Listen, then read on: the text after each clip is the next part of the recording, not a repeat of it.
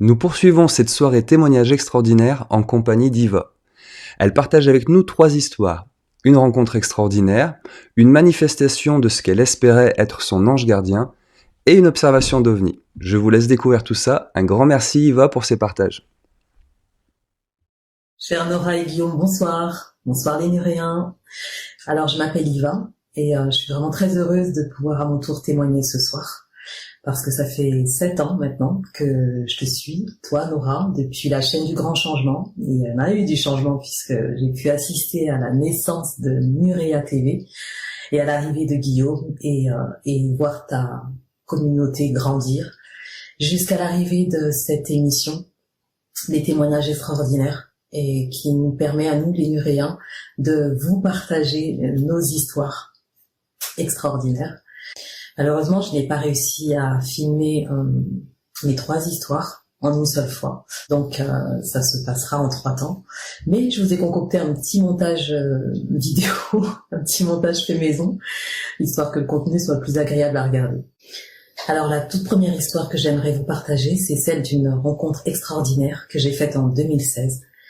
L'année où j'ai découvert que j'avais un cancer des ganglions lymphatiques, appelé aussi lymphome hodgkinien. Cette rencontre, je l'ai faite à la fin de l'année 2016, alors que j'étais en rémission.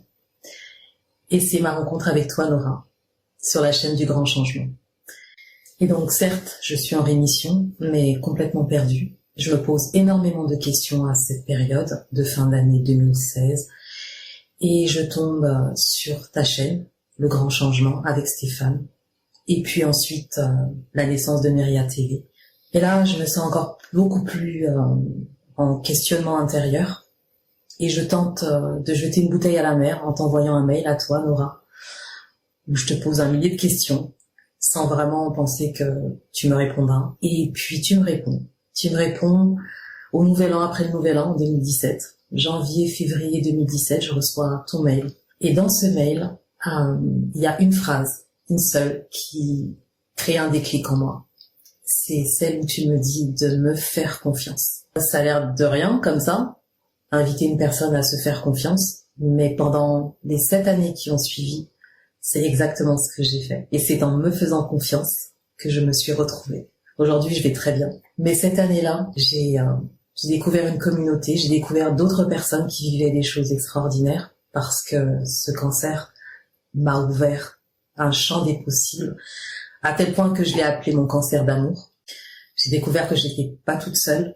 Donc ce témoignage, c'est aussi pour te dire merci, parce que j'ai pas eu l'occasion de te répondre, de répondre à ce mail, qui m'a bouleversée. Déjà parce que j'ai été touchée que tu me répondes, que tu t'intéresses à ma demande, à mes interrogations, que tu ressentes à quel point je me sentais perdue. Et qu'en toute humilité, tu m'invites à me faire confiance. Et c'est là tout le chemin qu'a été pour moi pendant ces 7 ans. Et j'ai découvert que j'étais pas toute seule. J'ai découvert un autre monde, un monde invisible, un monde subtil. J'ai été beaucoup plus à l'écoute en me faisant confiance. Je me suis beaucoup plus écoutée, ce qui m'a permis de changer complètement de vie aussi et de région, puisqu'aujourd'hui je vis dans le sud de la France, alors qu'à l'époque j'étais en région parisienne. J'ai osé beaucoup de choses dans ma vie depuis que j'ai appris à me faire confiance.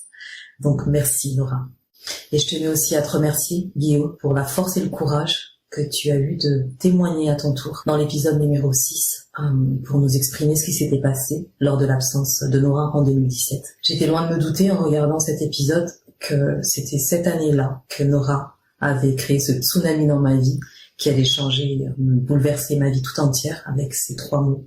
Fais-toi confiance. Loin de me douter qu'elle allait elle aussi en fin d'année vivre l'épreuve du cancer, bien que votre histoire se soit super bien terminée, pour la mienne aussi. Mais voilà, je sais que vous avez eu la peur de votre vie et que c'est pas évident d'en parler comme ça. Mais merci. C'est pour ça que c'est une rencontre extraordinaire. Pour moi, c'était vraiment destiné, prédestiné. Sans le savoir, on est tous connectés. On n'a pas juste des moments de joie en commun, mais aussi certaines épreuves. Sous différentes formes, bien sûr, nous rejoignons tous dans cette communauté que vous avez créée et on se soutient. Et moi, je me souviens qu'en 2017, j'avais prié pour que tout se passe bien pour toi, quoi que tu vives. Donc merci déjà de nous l'avoir révélé et c'est ce qui fait que, pour moi, c'est une rencontre extraordinaire.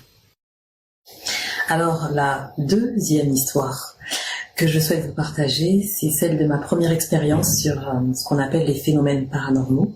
Expérience que j'ai vécue à l'âge de 11 ans, mais que j'avais complètement occultée de ma mémoire, jusqu'à ce que je commence à regarder les vidéos sur l'émission Les Histoires Extraordinaires, donc sur Nerea TV, et que j'écoute toutes ces personnes qui témoignaient donc de leurs histoires, des phénomènes étranges, surnaturels, toutes plus extraordinaires les unes que les autres, à tel point que elles ont comme ravivé ma mémoire. Et donc j'avais 11 ans, je vivais à l'époque dans un immeuble de 12 étages avec ma famille et mes sœurs. J'étais une petite fille rêveuse, ce que je suis toujours aujourd'hui.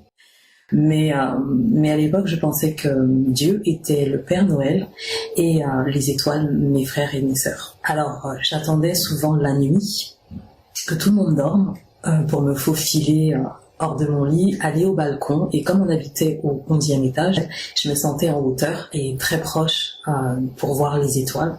J'ai toujours, en les observant, senti que c'est comme si j'étais à la maison. Et je leur confiais mes soucis. Surtout, je leur demandais de m'aider à rentrer à la maison parce que je me sentais pas bien sur Terre. Et je leur disais qu'elles s'étaient trompées, qu'elles avaient dû se tromper en m'envoyant sur Terre. En tout cas, ce que je ressentais à ce moment-là, c'est comme si les étoiles me riaient. J'entendais littéralement des rires. Pas méchant, c'était pas moqueur non plus, c'était un peu comme des sourires. Bon, moi je le prenais comme la réponse est non. Je me sentais punie de devoir rester sur Terre, bon ça a changé depuis. Je faisais ça souvent, jusqu'au jour où on a déménagé pour emménager dans une maison. Et dans cette ville, j'ai décidé de me faire baptiser parce que pour moi, Jésus avait la possibilité de m'aider à rentrer chez moi, dans ma maison, auprès des étoiles. Et donc, j'ai suivi des cours de catéchisme et deuxième révélation, je découvre l'existence des anges gardiens. Donc, on avait tous un ange gardien là, à côté de nous. Il n'y avait pas besoin d'attendre la nuit pour lui parler. Il pouvait lui poser des questions, il pouvait même parfois exaucer des vœux. Et donc, j'avais plus besoin d'attendre Noël pour parler à Dieu. Souvenez-vous, Dieu que je pensais être Papa Noël à l'époque. Arrive le jour du baptême. Je reçois donc l'eau bénite et au moment où l'eau touche ma tête, je ressens des fourmillements et comme des chatouilles là et une espèce d'explosion. En tout cas, je me sentais super bien. Il s'est passé quelque chose. À ce moment-là, j'avais le droit donc de pouvoir communiquer avec mon ange gardien. Et cette année-là, donc après mon baptême, j'étais résolue à entrer en contact avec mon ange gardien, à lui parler et surtout à le voir. Parce que oui, pour moi, je pensais que cet ange gardien-là, qui n'était pas dans les étoiles, donc je pouvais le voir. Et j'ai attendu l'été, où je suis partie en vacances en Suisse, dans une famille d'accueil. Donc il y avait une petite fille, une fillette d'à peu près mon âge, elle avait 9 ans, moi j'avais donc 11 ans. Le soir, on avait le droit de regarder un film, c'était un film en famille. Et c'était au moment du dessert, toute la famille s'était réunie dans la cuisine pour préparer le dessert et moi j'étais restée dans le salon. Et c'est ce moment-là que j'ai choisi pour entrer en contact avec mon ange gardien. Je me sentais bien dans ce salon, je me sentais bien dans cette famille d'accueil.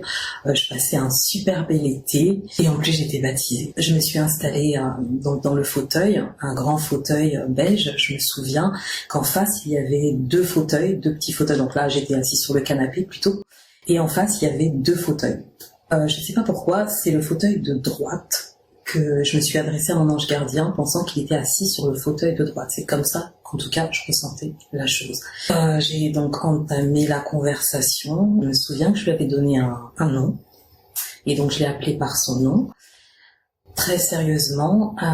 Et je lui ai demandé de me faire un signe, de se montrer à moi. J'y ai été avec tout mon cœur, je lui ai parlé avec beaucoup de douceur, je lui ai promis juré que je n'aurais pas peur, que je ne partirais pas en courant, que je n'en parlerai à personne s'il se montrait à moi, que j'avais envie de le voir juste un tout petit peu, juste une seule fois, que je promettais de tout mon cœur de rester tranquille, qu'il pouvait avoir confiance en moi, qu'il n'avait pas à avoir peur. Et à ce moment-là, il s'est passé quelques secondes de silence. J'avais l'impression d'être dans une bulle, qu'il n'y avait plus rien qui existait autour de moi.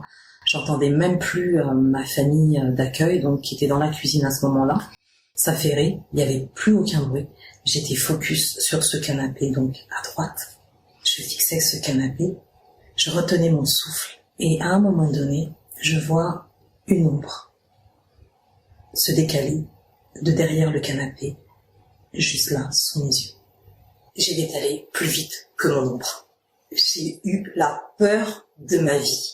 Je suis partie dans la cuisine, je ne me suis pas retournée, parce que cette ombre avait la forme d'un être humain. En tout cas, j'ai vu le début d'un corps, le buste, et une tête ronde, donc se décaler du canapé. Et je sais que ce n'est pas l'ombre du canapé parce que cette ombre s'est déplacée.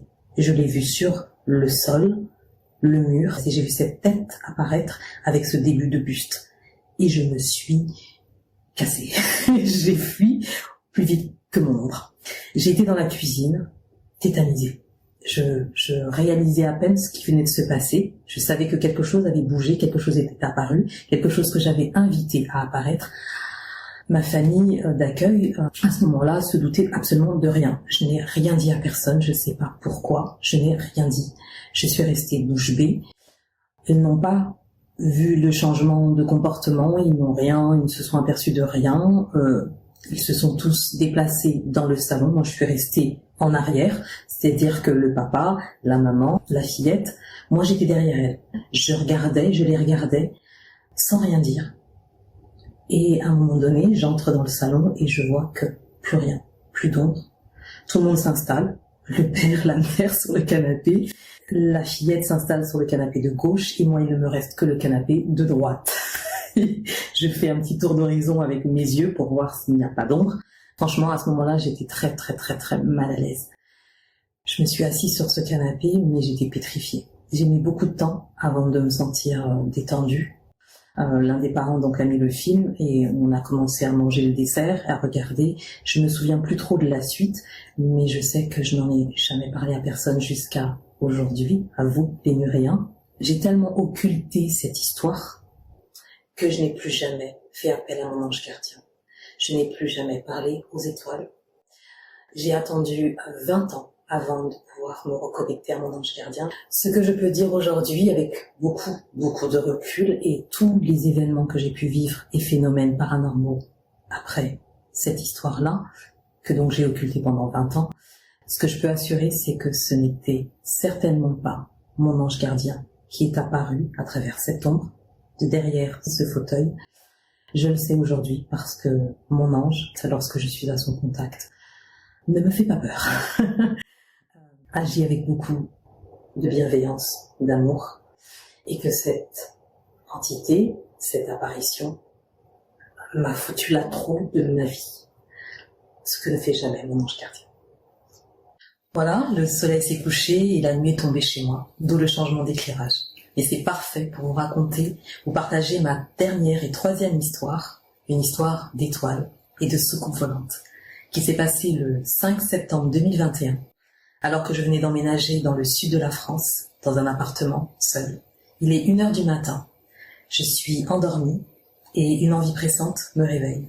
Je vais aux toilettes et au retour, au lieu d'aller me recoucher, j'ai une autre envie qui me vient, celle d'aller dans le patio pour observer mes étoiles. Je cherche pas à comprendre, je vais dans le patio, je monte les volets, et là, je découvre un ciel, mais ultra étoilé. Mais alors, comme jamais j'en ai vu depuis que je suis dans le sud. À ce moment-là, quelques minutes s'écoulent, et là, je vais observer quelque chose dans le ciel que je n'ai jamais vu. Ce phénomène m'a tellement bouleversée, touchée, rendue heureuse, que j'ai eu besoin d'en parler assez rapidement à quelqu'un. Il est 1h du matin et la seule personne à qui je pense à ce moment-là, c'est ma maman. Bien sûr, je l'appelle pas, je la réveille pas. Je lui envoie un audio et je lui fais mon témoignage à chaud. Et c'est ce témoignage que je vais vous faire écouter maintenant parce que je préfère que ce soit la Iva du 5 septembre 2021 qui vous raconte ce qu'elle a vu. À tout de suite. Maman, il est 1h21. Je me suis levée pour aller faire pipi et j'ai eu envie de regarder les étoiles. Donc j'ai levé les volets. Le ciel est super étoilé. Il y a un truc qui m'appelait, tu vois. Je sais pas, je me sentais appelée. Tu sais, les étoiles, ça me parle, quoi, tu vois. Mais là, je crois que j'ai jamais vu autant d'étoiles depuis que je suis là. Et je regarde vers la droite, en haut, vers l'étoile qui brille le plus. Et je vois un truc bouger, avec plusieurs lumières rouges sur le long comme ça, qui descend en verticale, mais penché. Ça va vite, jusqu'à aller derrière maintenant la maison. Je regarde bien et tout, je vois bien le truc bouger. Je me dis, c'est pas un avion, les avions ça bouge pas aussi vite. Et puis même, les avions, ça a que deux petits... Enfin, je sais reconnaître, toi, tu vois, les lumières, les phares des avions. Je pense que les anges voulaient que je vois un truc extraordinaire aujourd'hui, je sais pas. Mais je me disais, c'est bizarre quand même, ce soir, j'ai envie de regarder les étoiles, mais les étoiles, elles étaient pas pareilles. Et ça bougeait. Et je te dis, le truc est passé super vite, mais assez lentement pour que je le voie, mais trop vite pour que ce soit un avion. Et c'était en longueur avec plein de boutons, enfin, de lumière rouge. J'ai regardé bien et tout, je fais, mais ça c'est trop long pour être un avion. Et en même temps, enfin, je pouvais le voir, quoi, tu vois, juste le temps que ça disparaisse, que je puisse plus le regarder au-delà des montagnes, là, c'est passé derrière la maison, en haut. Voilà, je vais te faire ce témoignage, mais je pense qu'entre le bruit des portes et, et les gens qui étaient chez moi et maintenant j'arrive à voir ma première soucoupe volante. Ouais. Bon, bonne nuit, on va voir les rêves que je ferai, hein. Mais je me trouvais bizarre ce soir. Je sentais qu'il y avait un truc qui allait se passer, mais je pensais pas que c'était ça. C'est bizarre. En même temps, je suis pas surprise et en même temps, je les ai vus de mes yeux. J'ai vu une soucoupe volante, un ovni, de mes propres yeux. Je pourrais te le décrire, je vais te faire un dessin demain, je te l'enverrai. Bien entendu, cette nuit-là, je n'ai pas pensé à filmer ce que je voyais dans le ciel. Alors j'ai dû chercher sur internet et j'ai trouvé une photo qui collait au mieux, qui ressemblait le plus à ce que j'avais vu cette nuit-là dans le ciel. Voilà, c'était mes 3 témoignages. Il y en aurait bien sûr beaucoup plus, mais j'ai choisi de vous partager cela parce que encore aujourd'hui, ils ont un impact dans ma vie et qu'ils m'aident à garder les pieds sur terre, mais surtout la tête dans les étoiles. Et d'ailleurs, si vous l'avez loupé, vous verrez que sur la chaîne YouTube, la dernière vidéo en date, c'est Témoignage extraordinaire numéro 10. Déjà, le 10e numéro de ce format d'émission. Moi, je prends vraiment un immense plaisir avec Nora quand on reçoit vos témoignages en vidéo. De ces moments où le vernis de la réalité commence à craqueler un peu et on se rend compte que la réalité n'est pas aussi... droite et carrée que ce que la majorité des gens semblent croire. Et donc on est très très heureux d'avoir cet espace-là. Et si vous voulez vous aussi témoigner, tout est expliqué sous ces vidéos, il y a les adresses mail, comment s'enregistrer, et nous envoyer vos témoignages. Et je vous invite à voir Témoignage extraordinaire numéro 10.